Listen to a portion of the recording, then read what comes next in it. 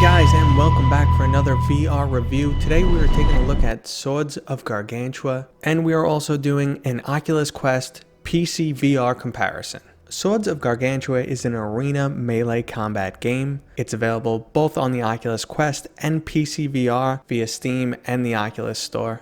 It is a cross-buy title, so if you buy it on the Oculus Store, you can play it on both the Quest and the Rift. And it's available for $20. The game will start off with a beautiful intro showing off some really nice 3D environments, throw you up against an extremely imposing giant which almost instantly kills you, and then gives you about 10 tutorial missions so you can learn the basics. These tutorial missions are absolutely mandatory. This is not the type of melee game you can get through by just fumbling around and shaking your controller around like a madman.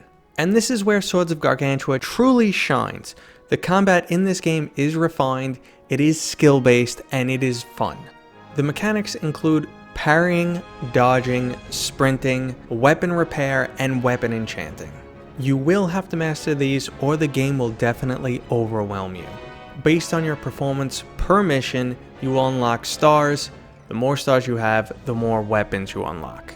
You can start any mission with your preferred weapon, and then there will be other pickups available throughout the mission. Now, while you can unlock 36 items, the majority of them are repeated and they go from level 1 to 3. So it's just a more powerful version of the weapon you have previously unlocked. And when you get towards the end of the unlock list, there are some specialty weapons like a large axe and hammer. There is a nice variety in the enemies and the mechanical components needed to combat them. Their smaller units are really fun. As long as you don't let them surround you, you can just run right by and take them down in one hit. Some of the larger armored units are best combated by parrying and counter-striking. And some of the larger units you will just need to continually sprint in and out because their attacks are too powerful to be blocked. After the first 20 missions, you will begin unlocking new arenas, and the difficulty will progress from easy to normal, and this is where the challenge really begins. There are also modes where you need to protect enemies from attacking a mana tower, and there is online multiplayer with up to 4 people available.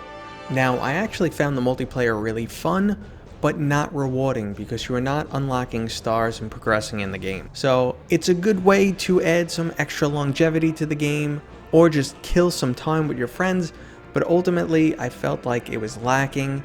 Oddly enough, this game requires to be connected online all the time, even during single player. If you load this game and you are not on Wi-Fi, the game will notify you that it is not playable. Graphically, this is a really nice game, especially on the PCVR. I thought the Oculus Quest version was going to take a much bigger hit. It still looks pretty good. And luckily, the Quest version plays exactly the same. So you're really just getting a graphical downgrade, which I will show in some clips.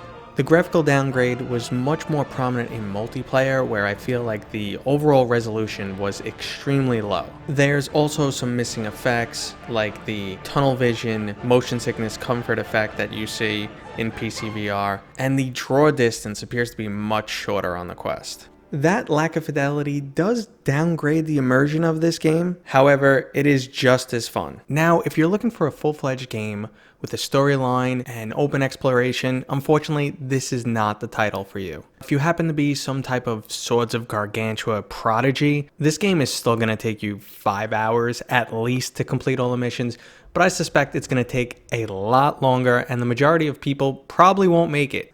After level 20, the difficulty does start to ramp up, and missions that you were able to blast through in under 3 minutes take a bit longer because you really need to be much more strategic in your battles. You can't just rush in and expect to mow down everyone. I'm not 100% for recommending this game at $20, ultimately because it's very repetitive and there's not a ton of content to it, just progressively harder and harder battles. At the same time, it is fun and strategic, and you can sink a lot of time into it, especially including multiplayer.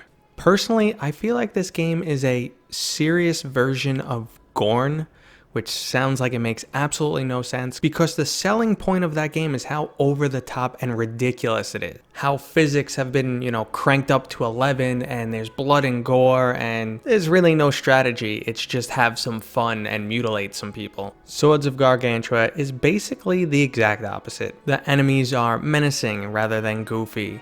and they hit hard, and combat can be tough, and it generally has a very serious tone. So if you are looking for a VR melee fix, I do recommend it. This is honestly some of the best, or rather most strategic melee combat I've had in VR. Alright guys, as always, if you enjoyed the video, don't forget to give it a thumbs up, maybe leave a comment, subscribe, and I will see you guys on next time.